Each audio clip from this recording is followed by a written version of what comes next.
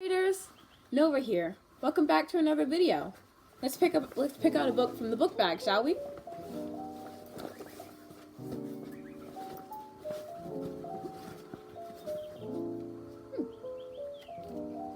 Enormous Elephant by Mwenye, Hadithi, and Adrienne Kennaway.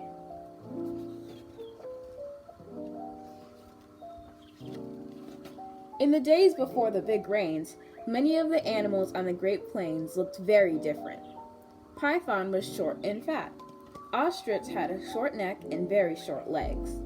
An elephant had a short stump of a nose and a short tuft for a tail, but a very big body.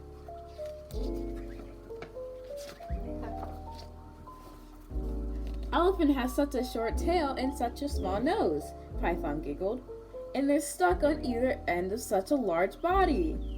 It makes him look enormous, laughed Ostrich. I'm not enormous, grumbled Elephant. I'm just big. My nose is small and my tail is short, so I look bigger than I am. Since Elephant could only pick up a small amount of grass and water in his little trunk, he had to spend all day eating and drinking. This made him look very greedy. I'm not greedy, grumbled Elephant. There's just a lot of me to fill, and I can only put a small amount at a time. So Enormous Elephant and his family spent all their time going from lake to river to pond and back again, drinking and eating for hours. They traveled in a long line, each short tail in front held by a small nose behind. In Big Mud Lake, there lived a very large crocodile. No one had ever seen him, but everybody knew he was there.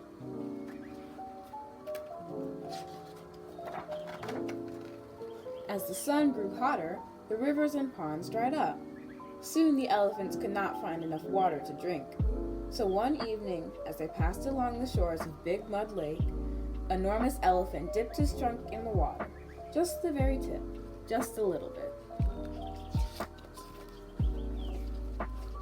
Now the water was so low that the bottom of the lake was rather close to the top, and Very Large Crocodile was only just covered by the shallow water. Crocodile opened one eye and he saw a small wriggling wiggler. So he opened his mouth and snack!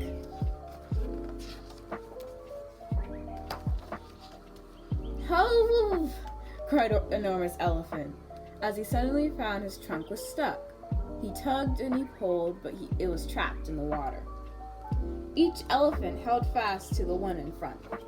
Then the whole line of elephants hauled and heaved, but Enormous Elephant's trunk was still stuck. Ostrich was passing and took the tail of the last elephant in her beak. She strained and she skidded, but Enormous Elephant's trunk would not budge. Help! Yelled Enormous Elephant. Python was passing and held tight to Ostrich's feet. He tugged and he twisted, but still Elephant's trunk would not pull free. Spider was passing when she saw the animals in a long line. Tugging and pulling, she spun a silver rope. She tied one end to Python's tail, and the other end she wound round and round a baobab tree. Then, as the evening wind began to blow strongly, the baobab tree leaned with the wind, and the silver rope began to tighten.